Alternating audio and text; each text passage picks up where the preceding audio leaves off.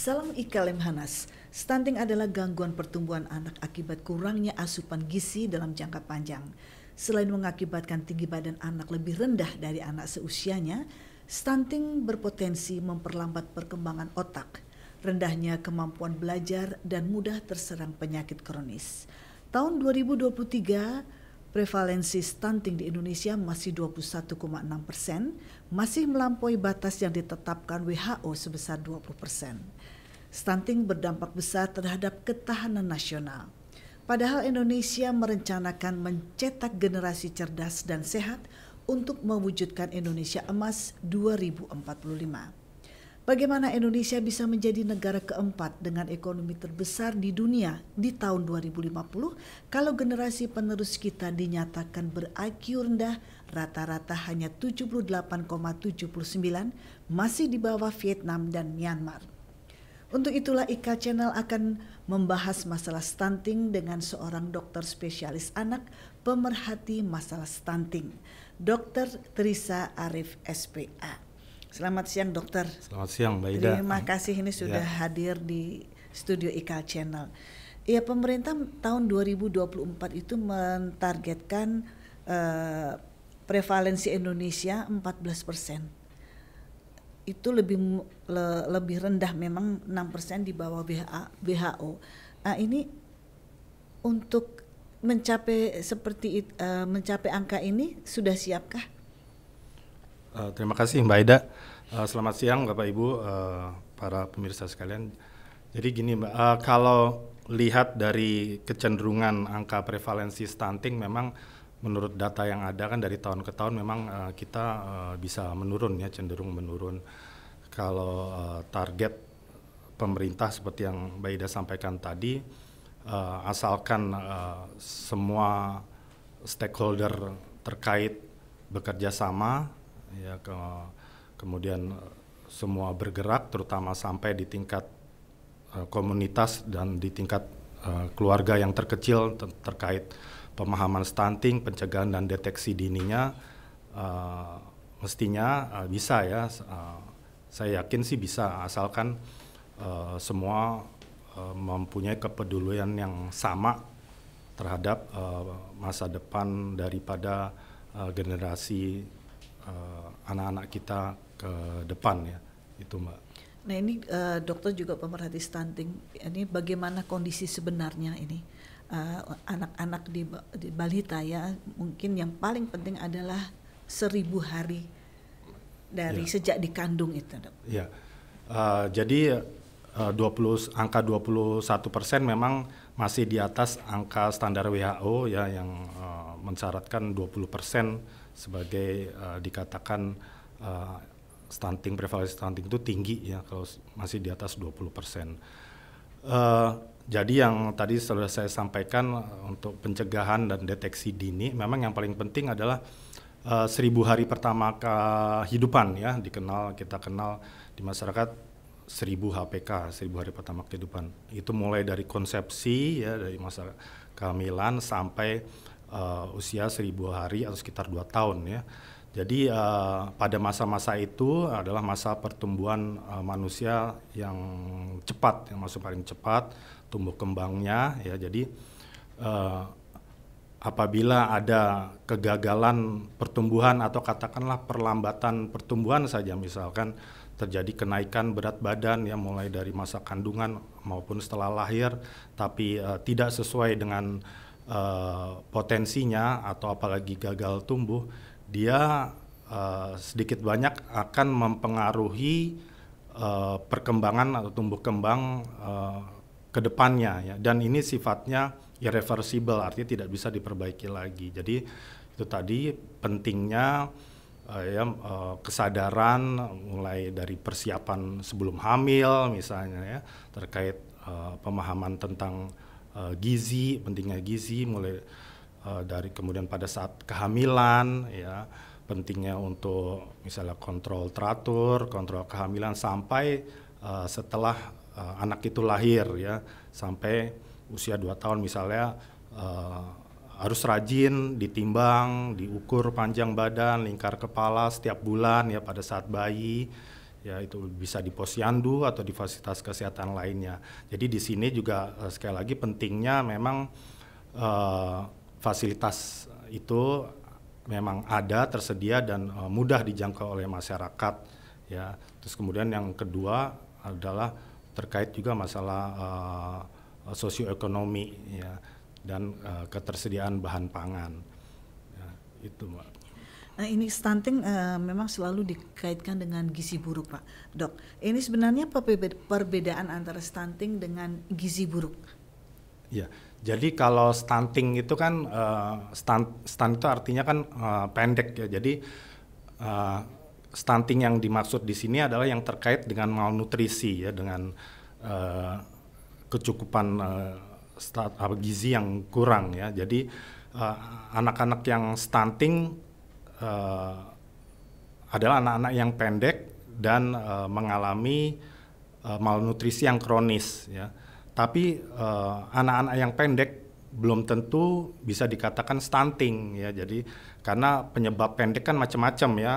Bisa masalah nutrisi atau non-nutrisi. Non-nutrisi bisa masalah genetik, keturunan ya, hormon dan lain-lain. Nah, yang terkait stunting ini adalah terkait masalah gizi. Ya, kalau gizi buruk, dikatakan gizi buruk, anak pada satu periode belum tentu tinggi badannya akan berhenti. Jadi dia tinggi badan akan berhenti apabila anak mengalami kelambatan pertumbuhan atau gagal tumbuh dalam waktu yang lama, berbulan-bulan gitu ya. Dan pada satu titik dia akan berhenti tinggi badannya ya. Jadi kalau gizi buruk kan memang status gizinya dikatakan sudah dibandingkan dengan standar normal dia sudah jauh di bawah standar normal ya. Jadi lebih ke berat badan terhadap usia ya. Kalau kita bicara di diagnosis untuk gizi buruk kan berat badan terhadap usia. Tapi kalau stunting kita ngomong panjang badan terhadap usia. Gitu. Berarti berbeda tetapi terkait, saling terkait ya, gitu ya. Dan tidak bisa dilepaskan dari gizi ini. Ya. Jadi ciri-ciri dari anak stunting itu bagaimana, Dok? Jadi bisa dikatakan stunting yaitu tadi anak proporsi badannya tidak sesuai dengan anak-anak seusianya, tinggi badannya tidak sesuai dengan anak-anak seusianya, atau kalau kita gunakan panduan yang ada dengan grafik, biasa kita cocokkan di satu grafik ya, itu tinggi badannya di bawah daripada standar normal di anak usianya. Ya, kemudian biasanya kalau 2 tahun itu standar normalnya berapa, Dok? Standar itu ada di kalau kita lihat ada di grafiknya itu, di grafiknya itu ya, standar panjang usia terhadap tinggi badan. Ada ibu-ibu mestinya semua punya yang namanya KMS, buku yang pink itu ya, kartu menuju sehat. Itu ada grafiknya semua itu, mulai dari 0 bulan semua sampai balita ya, itu ada grafiknya semua ya. Jadi disesuaikan juga nanti dengan tinggi badannya. Ya, tentunya kita harus melihat di situ. Kita nggak bisa kalau nggak melihat kondisi anak pada saat datang, kemudian kita cocokkan dengan grafiknya, dia sesuai atau enggak. Ciri-cirinya biasanya anak-anak yang mengalami stunting ya, selain tadi tinggi badan yang tidak sesuai, biasanya anaknya juga gampang sakit ya, karena pada anak-anak yang stunting kan dia mengalami malnutrisi kronis ya, otomatis kekebalan tubuhnya, daya tahan tubuhnya juga lebih rendah dibanding anak-anak yang sehat gitu ya. Bisa anak sering sakit, kemudian juga prestasi di sekolah misalnya ya, tidak sebaik anak-anak yang normal ya, karena terkait dengan fungsi kognitif ya. Karena pada anak-anak stunting dia selain mengalami kegagalan mencapai potensi kemampuan fisiknya, juga kemampuan kognitifnya juga tidak bisa mencapai potensi kognitifnya gitu. Ya, itu berarti akan diketahui kalau memang seorang ibu sering memeriksakan atau periksa ke posyandu dan segala macam. Ini kelihatannya memang faktor dari orang tua, pengetahuan dari orang tua anaknya. Nah ini mungkin masih banyak sekali ibu-ibu muda ini yang belum mengetahuinya ini, Dok. Karena 1000 hari itu dihitung dari anak di kandungan. Iya. Itu sudah harus ada nutrisinya sudah bagus, kemudian pasca lahirnya. Nah ini, Dok, apa yang sudah dilakukan oleh pemerintah ini untuk memberitahukan, ini kan harus disosialisasikan bahwa stunting sebetulnya bisa dicegah dari ibu-ibu ini atau orang tua dari si anak ini tahu dari sejak dikandung dan kemudian dilahirkan ini. Ini bagaimana, Dok, untuk sudah apa upayanya yang dilakukan pemerintah ini, Dok? Kalau yang sepanjang yang saya pahami, yang saya tahu ya, mestinya kalau dari pemerintah itu dari fasilitas-fasilitas yang disediakan oleh pemerintah ya, mulai dari pasangan-pasangan yang akan menikah sampai menikah itu ya, mestinya sudah ada pendidikan-pendidikan di situ ya untuk persiapan-persiapan nanti memasuki jenjang pernikahan kemudian sampai berumah tangga ya. Kemudian juga posyandu ya, itu juga di tingkat komunitas, di tingkat rukun warga itu juga peran posyandu yang dibina oleh puskesmas. Nah, pemeran pemerintah di sini di fasilitas kesehatan di tingkat puskesmas. Jadi yang namanya posyandu itu kan ada di bawah puskesmas. Jadi untuk masalah pendidikan, pemahaman terhadap keluarga ini ya di situ peran posyandu mestinya ya yang dibina oleh puskesmas. Iya, dan kadang ada pendampingan juga kan, Iya. Dok. Nah ini juga penting bagi para remaja putri dan juga calon ibu. Ini sangat penting untuk selalu memeriksakan kandungan, memeriksakan anak dan juga secara rutin ini untuk imunisasi, Dok. Iya. Karena supaya anak-anak kita kelak itu memang tumbuh sehat. Iya. Nah, jadi memang kan tadi posyandu tadi selain fungsi edukasi kan juga fungsi pencegahan ya, salah satunya itu tadi bisa untuk imunisasi ya. Jadi seperti saya sudah jelaskan tadi, masalah stunting ini yang selain terkait masalah nutrisi juga kebutuhan nutrisi yang meningkat. Jadi pada anak-anak kebutuhan nutrisi yang meningkat itu biasa pada anak-anak yang sakit, yang sering menderita sakit ya, apakah itu sakit yang bersifat akut berulang maupun kronis.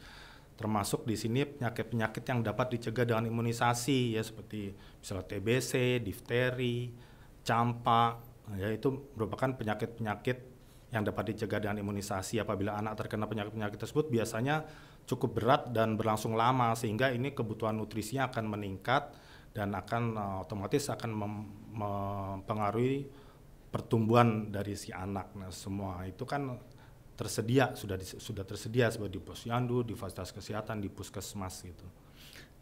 Untuk cara mengatasi, Dok, lebih dini kan, kalau kita mengetahui sejak dini itu kan lebih mempermudah sehingga angka 14% prevalensi Indonesia untuk tahun 2024 akan lebih cepat tercapai ini, Dok.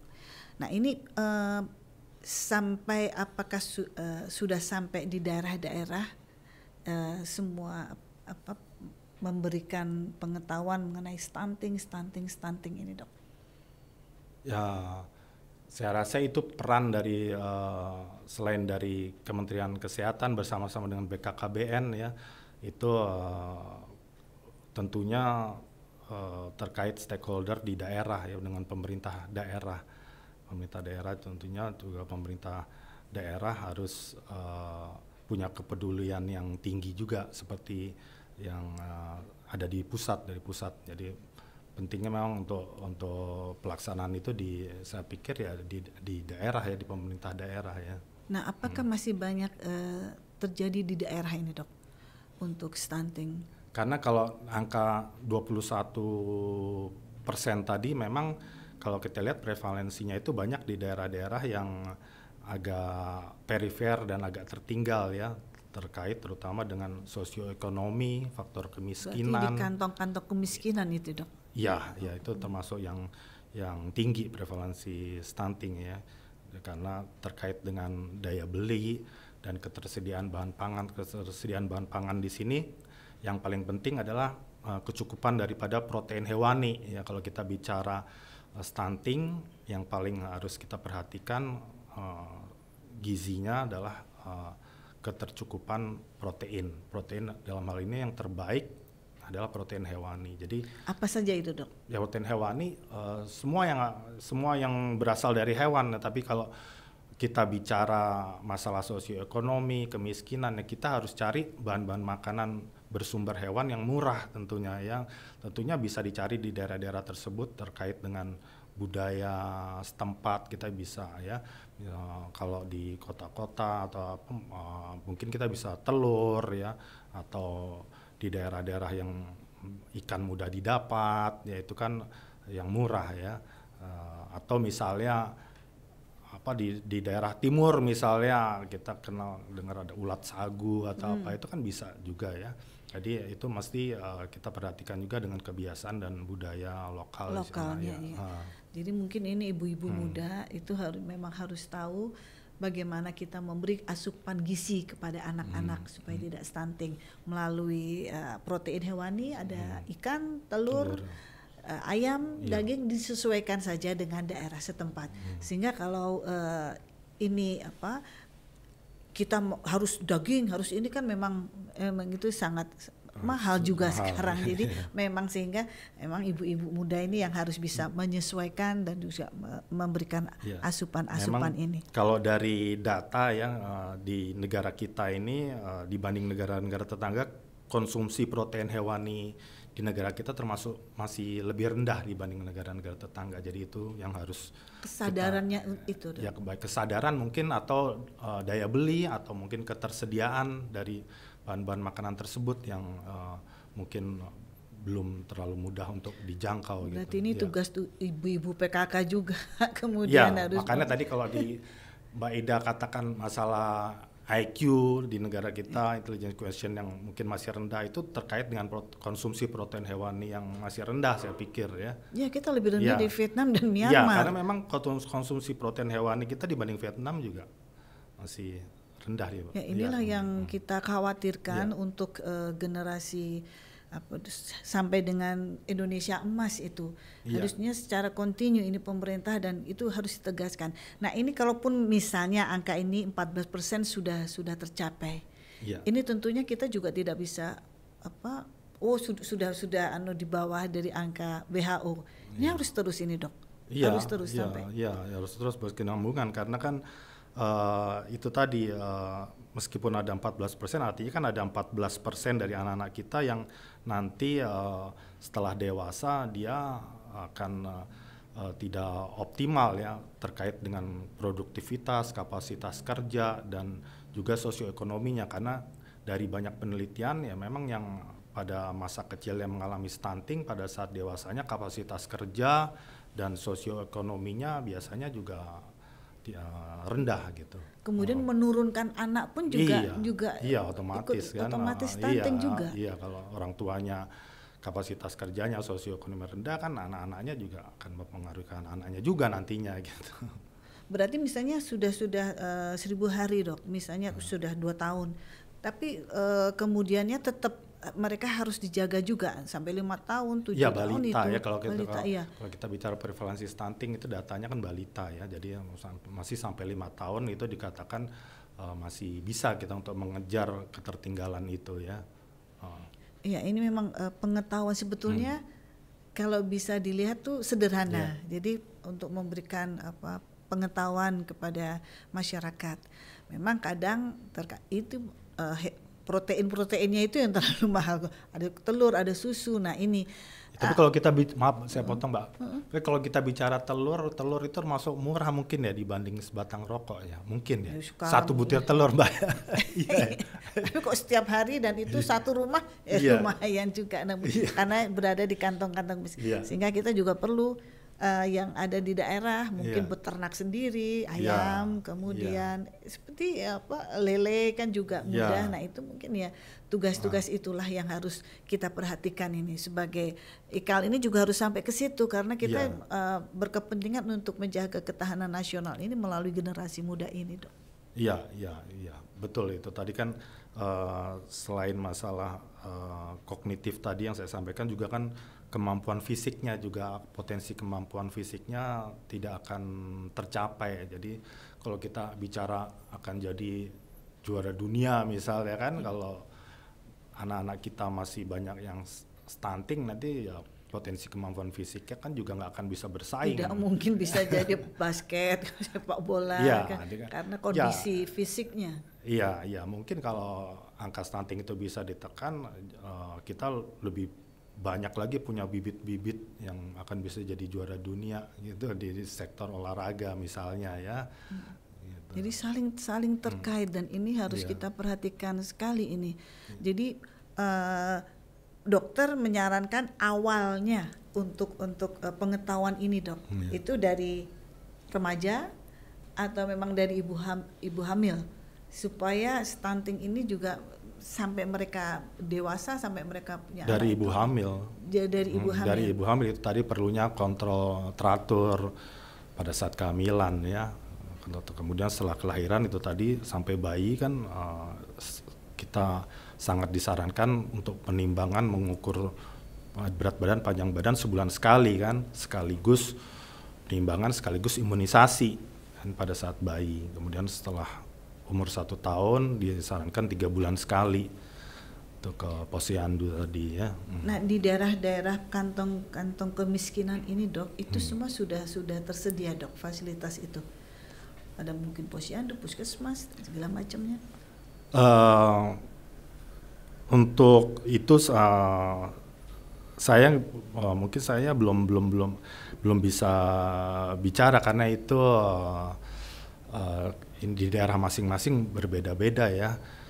Karena kalau yang saya tahu sampai saat ini memang ada beberapa posyandu yang tidak aktif, jangankan di daerah-daerah perifer atau kantong kemiskinan, di kota-kota saja banyak posyandu yang tidak aktif. Mungkin ini saya bandingkan dengan waktu saya tugas di puskesmas beberapa puluh tahun yang lalu ya. Itu saya tugas di perifer, itu posyandu-posyandu di daerah saya aktif, masih sangat aktif ya. Tapi saya lihat sekarang di Jakarta saja gitu, itu beberapa posyandu saya lihat nggak aktif gitu. Kalau pasien-pasien saya tanya posyandunya tidak aktif gitu ya. Iya, jadi memang ada beberapa posyandu yang perlu diaktifkan lagi untuk monitor ini. Itu berarti harus yang harus mengawasi itu Departemen Kesehatan, Kementerian Kesehatan? Kalau posyandu kan di bawahnya puskesmas ya, itu Kementerian Kesehatan. Kalau di daerah ya Dinas Kesehatan. Tapi untuk strategi mengatasi stunting ini kan BKKBN juga sekarang ya, BKKBN kemudian dengan Kementerian Kesehatan juga gitu. Lintas kementerian, dan ini harus selalu kompak ini untuk karena memang angka kelahiran kan juga cukup tinggi ya walaupun memang sudah diatur, tapi memang angka kelahiran. Nah, ini setiap dari angka kelahiran ini, Dok, berapa yang bisa dikatakan stunting, Dok, secara nasional? Ya kalau kita lihat prevalensi tadi yang 21% itu prevalensi balita yang mengalami stunting. Untuk data yang setiap yang dilahirkan itu saya rasa belum ada datanya ya. Jadi prevalensi 21% itu balita ya. Balita. Semuanya itu mulai dari bayi sampai usia 5 tahun. Iya. Tapi belum dispesifik untuk ini bayi sampai dengan 2 tahun. Enggak ada, belum ada. Ada cuma saya tidak hafal tuh. Kalau tahun 2021 saya pernah baca itu di bawah ada di bawah 2 tahun itu 30 sekian persen gitu ya. Itu ada itu, tapi kalau yang 21% itu memang angka balita. Angka balitanya. Iya. Sekarang dokter sebagai pemerhati juga untuk masalah stunting ini, apa sebetulnya keinginan dokter supaya stunting ini bisa menurun dengan cepat itu, terutama ini kan karena kaitannya dengan generasi muda.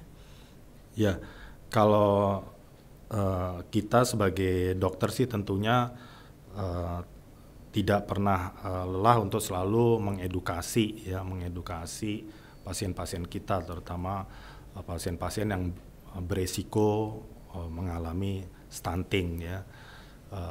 Tentunya kan ini juga harus bergerak bersama-sama semuanya ya, lintas sektoral tadi ya, kemudian banyak juga di kantong-kantong kemiskinan tadi yang Mbak Ida sebutkan kan mungkin dia tidak bisa menjangkau ke katakanlah ke dokter gitu kan, tentunya kan yang mudah dan murah untuk dijangkau kan posyandu ya, posyandu atau puskesmas ya. Nah disinilah peran dari masyarakat ya, dan pemerintah ya. Kalau posyandu itu kan memang dia relawan ya dari masyarakat tapi dibina oleh puskesmas ya. Jadi memang harus bekerja sama semua. Tapi kalau orang-orang yang mampu secara sosioekonomi mungkin bisa menjangkau ke dokter atau ke dokter spesialis katakanlah ya. Tapi kalau yang tidak mampu kan harus bisa harus memang memfasilitasi lah dari pemerintah gitu kan. Bisa dikatakan juga stunting ini juga akibat dari ketidaktahuan masyarakat itu sendiri, Dok. Iya, terkait dengan pendidikan tadi, pengetahuan, pemahaman ya, pemahaman gizi, tadi juga pemahaman mengenai imunisasi seperti itu kan. Katakanlah soal imunisasi aja kan ada kelompok-kelompok yang anti vaksin, itu kan ada di masyarakat kita kan. Iya masih ada kan yang menolak vaksin. Nah itu kan problem juga buat kita gitu ya. Jadi terkait pengetahuan dan pemahaman itu memang masih ada yang belum sampai ke masyarakat. Jadi kita yang harus kita lakukan ini nomor satu itu memberikan pengetahuan, sosialisasi kepada masyarakat. Iya. Kemudian posyandu pun harus selalu diaktifkan. Iya. Gitu. Kemudian imunisasi harus selalu dijaga gitu. Kemudian gizi ini untuk kaitannya dengan penyediaan gizi untuk anak-anak stunting ini, Dok, yang di daerah kantong-kantong kemiskinan ya, Dok. Yang saya pahami di beberapa daerah ada kebijakan yang memang memberikan makanan tambahan ya kepada anak-anak ya, terutama anak-anak yang beresiko mengalami stunting, pada anak-anak yang mengalami keterlambatan pertumbuhan atau gagal tumbuh. Itu memang ada daerah-daerah yang memberikan makanan-makanan tambahan. Tentunya ini juga harus serentak di semua daerah gitu. Tapi kan ini terkait dengan masalah anggaran juga mungkin ya, gitu, masalah kebijakan anggarannya. Iya. Ada pesan, Dok, untuk masyarakat maupun juga untuk pemerintah supaya bagaimana mempercepat pengurangan angka stunting ini, Dok? Ya, jadi penyebab stunting ini kan multifaktorial. Jadi yang paling penting adalah bagaimana mencegah supaya anak tidak mengalami stunting, karena kan ini stunting kan masalah ya malnutrisi kronis ya, jadi jangka panjang. Jadi kita harus mencegah dari awal dengan pengetahuan, pemahaman masalah gizi ya, masalah penyakit-penyakit yang bisa dijaga dengan imunisasi dan deteksi dini yang dengan penimbangan teratur, pengukuran tinggi badan ya, baik di fasilitas kesehatan, di dokter maupun posyandu ya. Kemudian juga pemahaman masalah gizi, pentingnya konsumsi protein hewani dalam makanan sehari-hari terhadap anak-anak kita. Kemudian juga makanan pendamping ASI. Jadi kan kalau kita sudah mencukupi ASI selama 6 bulan, itu penting setelah itu MPASI, makanan pengganti ASI yang tinggi protein ya, karena itu tadi 1000 hari pertama kehidupan ya. Itu dari sisi masyarakat ya, dari sisi pemerintahnya ya, kita harapkan ya, itu tadi untuk bisa mengentaskan kemiskinan, masalah sosioekonomi, kemudian untuk mempermudah akses masyarakat ke fasilitas-fasilitas kesehatan, fasilitas-fasilitas untuk deteksi dini ya tadi salah satunya misalnya posyandu tadi ya, dan untuk mendapatkan imunisasi seperti itu. Jadi edukasi dan preventifnya ini harus semuanya harus berjalan ya, mulai dari masyarakat sampai pemerintah dan stakeholder yang semua yang terkait lah gitu Mbak. Jadi itulah caranya supaya bisa segera jantung. Baik dokter, terima kasih ini penjelasannya dan juga kepada pemirsa dimanapun berada, terutama kepada putri-putri ini, remaja putri ini ya, kemudian calon ibu, ibu-ibu muda ini, mohon bisa diperhatikan masalah stunting ini. Jadi kita harus mengetahuinya sejak dini. Hanya mudah caranya, kita periksakan selama kehamilan, kemudian sampai imunisasi secara teratur, kemudian nanti kalau sudah empasi itu nanti dengan protein, sehingga dengan demikian kita bisa menjaga generasi muda kita untuk terus sehat dan bisa menjaga negara kita ini tetap berdiri. Karena kita khawatirkan stunting ini dapat membuat ketahanan nasional ini sedikit terganggu. Tapi dengan kerjasama semuanya bisa tercapai. Apabila ada pertanyaan nanti silakan menulis di kolom komen dan jangan lupa subscribe dan juga like ya. Kemudian komennya kita tunggu. Nanti kita akan memberikan penjelasan lebih lanjut. Baik, terima kasih dokter. Terima kasih Mbak Ida atas penjelasannya dan Indonesia tetap jaya.